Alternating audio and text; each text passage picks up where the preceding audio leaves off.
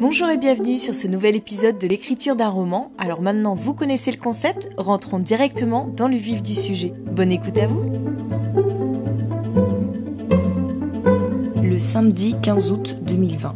Ce qui me gêne dans mon roman, je suis en train de travailler sur les passages de monologue interne, c'est qu'en fait ils n'apparaissent pas du tout de manière régulière dans le récit et j'arrive pas à leur trouver une justification par rapport aux endroits où je les ai placés. Je les ai placés juste par rapport au moment où ça m'inspirait, mais il n'y a pas d'autre justificatif à ça, quoi. C'est pas les moments où elle est plus seule, où elle écrit le plus, c'est pas les moments où elle ressent le plus de choses.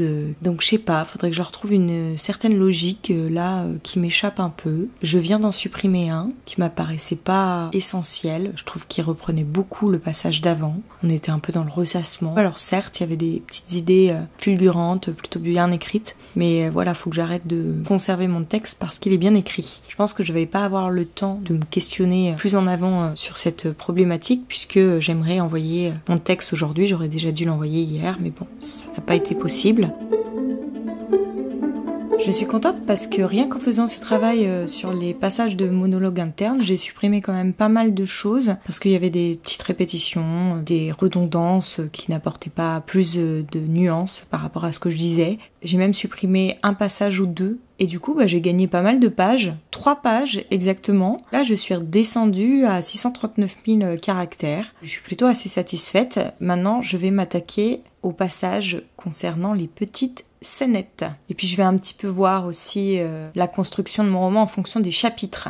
Comment ils s'enchaînent parce que vraiment il y a des longueurs complètement inégales d'un chapitre à l'autre. J'aime pas ça. En fait, je pense que je vais faire un résumé de chaque chapitre. Jusqu'à présent, je faisais plutôt des résumés de chaque scène et donc plusieurs scènes constituent un chapitre, mais il faudrait plutôt que je le découpe en termes de chapitres. Donc je vais voir comment ça fonctionne. Ce que je veux dire par là, c'est qu'il faut que je synthétise chaque chapitre en fonction de toutes les scènes qui sont développées dans ce chapitre. Quel est le but, le fil rouge de chaque chapitre? Il faut que je le détermine de manière très synthétique et claire en fait. Comme ça me permettra peut-être de mieux découper mon roman de façon plus équilibrée ou peut-être pas. Hein. Le chapitre c'est quand même une unité d'action pour moi en tous les cas ou une unité de lieu. Donc c'est compliqué de le découper autrement à mon avis que je l'ai déjà découpé. Enfin je vais voir.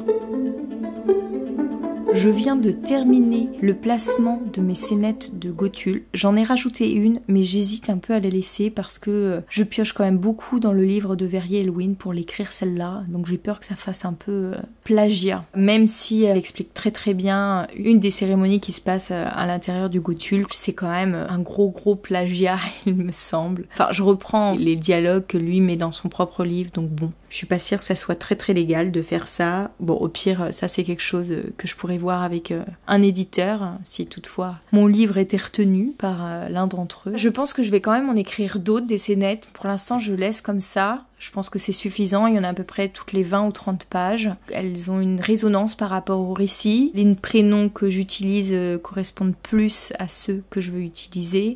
Bon, finalement, j'ai pas du tout fait une progression entre les prénoms Indy, les prénoms Moria, les prénoms de Gotulle. J'ai un peu tout mélangé. Parce qu'en fait, Olivia, mon personnage, elle est elle-même perdue. Donc je vois pas pourquoi elle serait plus au courant que moi à ce propos. Donc du coup, elle mélange un peu tout dans sa tête. Et comme c'est des petites scènes que elle s'imagine, c'est pas très grave que ça reste comme ça. Par contre, j'ai fait attention à pas réutiliser les mêmes prénoms 2 fois dans le corps du récit. Sinon, on risque de penser que c'est les mêmes personnages qui reviennent, alors que non, à chaque fois, c'est d'autres personnes. Maintenant que j'ai fait ça, je vais préparer la version finale pour mon prochain lecteur. Et puis après, je recommence à tout lire. Ça fait longtemps que j'ai pas fait une relecture. Et là, cette fois, je vais relire dans l'optique du concours Charleston. Sachant que voilà, il me reste 10 jours. J'aimerais l'envoyer le 25 août pour avoir un petit peu de marge. 10 jours pour finir ça. Quand je dis que je vais faire une nouvelle version pour mon lecteur, c'est qu'en fait, j'enlève tous les mots qui sont surlignés en couleur. Parce que, comme je l'ai déjà dit, il me semble, j'ai un code couleur. Pour les mots qui se répètent dans un même passage, ils sont en vert. Pour les phrases que je trouve mal formulées, pareil, c'est surligné en vert. Pour les mots qui se répètent dans le corps du texte, c'est surligné en bleu. Pour les adverbes, c'est surligné en rose.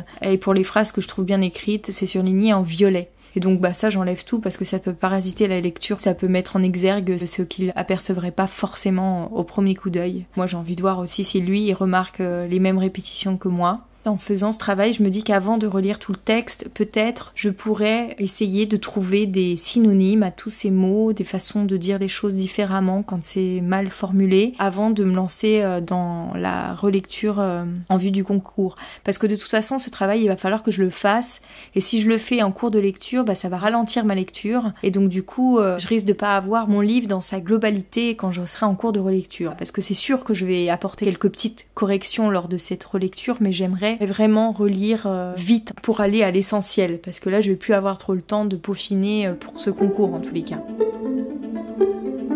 Je viens de faire un exercice très intéressant et surtout très instructif. J'ai compté le nombre de fois que je répétais les mots qui revenaient souvent. Et alors la question que je me pose, c'est jusqu'à combien de fois dans le corps d'un même manuscrit peut se répéter le même mot, la même expression. Alors ça, j'aurais tendance à dire qu'elle ne peut pas se répéter. Une fois qu'elle est utilisée, on peut plus la réutiliser dans le livre, mais au niveau des mots, jusqu'à quel point on peut les répéter. Et donc en faisant ce décompte, déjà ce qu'il y a de positif, c'est que la dernière fois, j'avais des mots que je disais souvent, comme par exemple complicité et relation, c'était des mots qui revenaient assez souvent. Là, j'ai fait attention depuis et j'en ai beaucoup moins de présents dans mon texte, à tel point que là, ça va. Mais alors par contre, là où j'explose tous les records, c'est avec le mot cœur. Dès que je parle de sentiments, le mot cœur arrive et on le retrouve, pas à toutes les pages, mais presque quoi. Et donc j'ai 42 fois le mot cœur dans mon texte, sachant qu'il y a plusieurs fois les mêmes expressions qui reviennent. Je vais en dire quelques-unes. L'innocente question avait fait bondir mon cœur, la boule au ventre et le cœur tambourinant. Alors ça, bondir mon cœur et le cœur tambourinant, c'est deux choses qui reviennent tout le temps.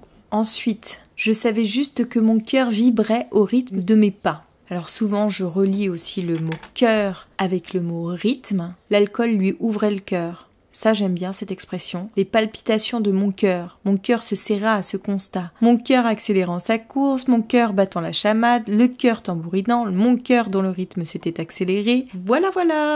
Donc, j'ai vraiment l'impression d'être pas très originale dans ma manière de traiter les émotions. Donc ça, c'est une première chose. Après, les autres expressions, j'ai par exemple jusqu'à présent, je sais pas trop par quoi je peux le remplacer, parce que c'est une manière de dire qu'avant ça se passait comme ça, et que là, elle vient de réaliser, et que les choses vont plus se passer de la même manière, et ça, je sais pas trop par quoi le remplacer. Donc là, j'ai 17 fois employé, jusqu'à présent. Et alors, un autre mot qui revient pas mal, c'est oser. C'est assez intéressant d'un point de vue psychologique, c'est-à-dire que je suis quelqu'un dans la vie qui n'ose pas, et du coup, ça se retrouve à toutes les sauces. Je n'avais pas osé lui poser la question, je n'osais plus le regarder dans les yeux, je n'osais pas regarder en face, je n'osais pas la regarder en face, 2 fois la même phrase, n'osant le moindre pas de côté. Et puis alors un mot, je m'en suis rendu compte il y a pas très longtemps, donc c'est quelque chose sur lequel j'ai pas encore agi, c'est sur le mot intimité, dont l'intimité pourtant me mettait mal à l'aise. Il aimait à me parler de choses intimes. Alors là, j'ai noté que ça pourrait être remplacé par personnel, mais le mot est quand même beaucoup plus faible. Ensuite, il y a le mot relation, donc maintenant on le retrouve plus que 13 fois, alors que c'est quelque chose qui était très présent dans mon texte. Maintenant, je le remplace souvent par lien, par union, rapport, donc il y a quand même pas mal de mots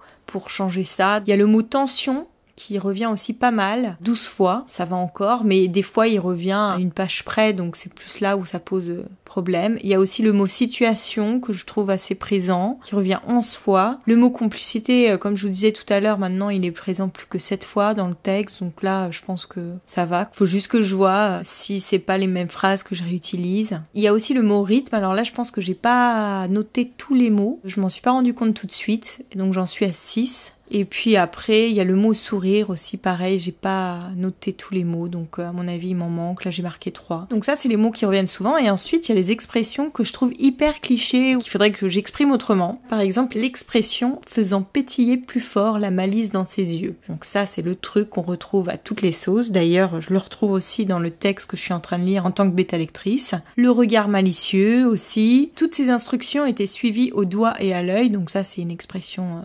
galvaudée, il me semble, d'une main de maître, expression très courante, l'éclair de malice qui traversa son œil en un instant, donc là on retombe un peu sur la malice qui a un rapport avec les yeux et le regard. Il finit par réapparaître au bout de ce qui me sembla une éternité, donc ça c'est une expression vue et revue. Impossible d'enrayer la machine, il me semble que c'est pareil, c'est quelque chose qu'on utilise vraiment souvent. L'occasion qu'il m'offrait sur un plateau, pareil, c'est du déjà vu. Les yeux pétillants de gaieté, donc là on revient à ça. Enfin moi, à chaque fois que j'associe les yeux Suraj, c'est des yeux malicieux, pétillants. Et ça, c'est des trucs qu'on a vus de partout. Les promesses non tenues en Inde étant monnaie courante, c'est pareil, c'est une expression surexploitée. Je prenais tout au pied de la lettre, les yeux pétillants de malice. Donc voilà un petit peu mon champ lexical sur lequel il va falloir que je travaille pour avoir quelque chose d'un peu plus subtil, d'un peu plus fin. Pas que ça ressemble à un texte déjà vu, lu 100 fois. C'est tout pour aujourd'hui, j'espère que l'épisode vous a plu. Si c'est le cas, je vous donne rendez-vous vendredi prochain pour une nouvelle diffusion. Si vous avez aimé, n'hésitez pas à vous abonner au podcast ou même à le partager autour de vous. Et pour échanger avec moi, ça se passe toujours sur Instagram où vous me retrouverez sous le nom d'Aurélie Horner. À bientôt!